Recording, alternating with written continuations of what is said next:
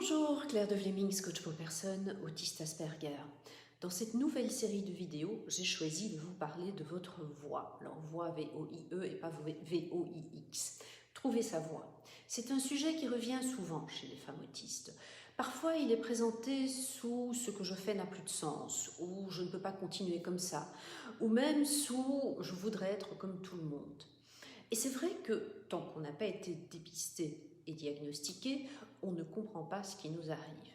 Alors, pour un certain nombre d'entre nous, nous avons tout pour être heureuses. Un conjoint aimant, des enfants, une maison, un job, des loisirs, des amis. On ne comprend pas, et nos proches ne comprennent pas non plus, pourquoi on n'est pas heureuse. Alors, c'est pas nécessairement qu'on soit malheureuse, non. On n'est juste pas complètement heureuse. On sait qu'il y a un truc qui manque, on ne sait pas quoi, et ça c'est quelque chose que j'entends aussi souvent chez les femmes autistes. On se fait, ou on subit des reproches, on se culpabilise parce que, au fond de nous, oui, comme je vous le disais, on sait pertinemment qu'il y a quelque chose qui ne va pas. Mais quoi ? Alors, ce que je décris ne concerne pas uniquement les femmes autistes. Évidemment, d'autres personnes neuroatypiques peuvent avoir ce type de sentiment. Alors, dans ces vidéos, je vais d'abord commencer par vous expliquer pourquoi il est primordial, selon moi, d'obtenir un diagnostic. Ensuite, je vais vous donner quelques conseils sur ce que vous pouvez faire pour trouver votre voie. Et finalement, je vais vous reparler d'alignement et vous expliquer ce qui se passe lorsqu'on a trouvé sa voie et donc sa place.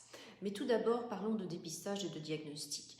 Le dépistage, il peut être réalisé par n'importe qui, y inclut vous-même. C'est le moment où vous vous dites, est-ce que mon problème serait de l'autisme ? Alors, comme je vous l'ai dit dans la vidéo précédente, je réalise des dépistages. Et maintenant, je les réalise sur base d'un questionnaire qui a été établi par une psychologue reconnue dans le monde de l'autisme. Et donc, il y a une forme de structure. Mais viennent ensuite les examens visant à poser le diagnostic. Et le diagnostic, pour moi, c'est absolument essentiel pour accepter son autisme et pour pouvoir se reconstruire. Parce que durant les tests, vous aurez la possibilité de réfléchir sur vous-même, de discuter avec le psychologue qui fait passer les tests, de vous rendre compte des comportements que vous avez et qui sont liés à votre autisme, et donc réellement, petit à petit, de vous familiariser avec qui vous êtes. Vous aurez aussi un entretien de débriefing et un rapport écrit. Et donc, vous saurez si vous avez ou non des comorbidités qui sont liées à l'autisme. Alors, ces tests sont réalisés par des psychologues formés à l'autisme chez les personnes adultes et chez les femmes adultes et à l'autisme Asperger. Et donc, ils vont vous apporter la légitimité dont vous avez besoin pour avancer dans votre vie. Ensuite, pour que ce diagnostic soit valable, il a besoin d'être validé par un psychiatre. Alors, ça aussi, pour moi, c'est une étape indispensable parce qu'elle renforce encore votre légitimité et elle vous permet, si c'est nécessaire, d'obtenir des aides de l'État.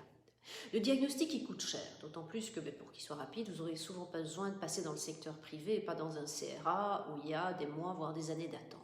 Et pour certaines personnes, ce coût est exorbitant. Et là, je voudrais vous poser la question. Quel est le coût que vous payez si vous ne faites pas les tests ?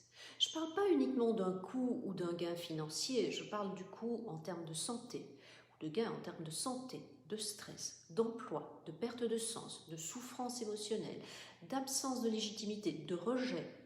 Et donc, où est votre priorité ? Comment pouvez-vous mettre de l'argent de côté pour pouvoir vous faire diagnostiquer ? Parce qu'il est facile pour n'importe qui de vous dire « vous n'avez pas l'air autiste tant que vous n'avez pas de diagnostic ». Mais le jour où vous en avez un, il n'y a plus personne qui peut nier votre autisme. C'est écrit, c'est signé, et si quelqu'un ne l'accepte pas, c'est son problème, ce n'est plus le vôtre. Donc ce diagnostic, il va vous donner la force de vous montrer tel que vous êtes. Et pour moi, ça n'a pas de prix. Voilà, ceci termine cette vidéo. Je vous retrouve dans la prochaine vidéo avec quelques conseils pour trouver votre voie. Entre-temps, je vous souhaite une belle journée, une belle soirée, puis je vous dis à très bientôt.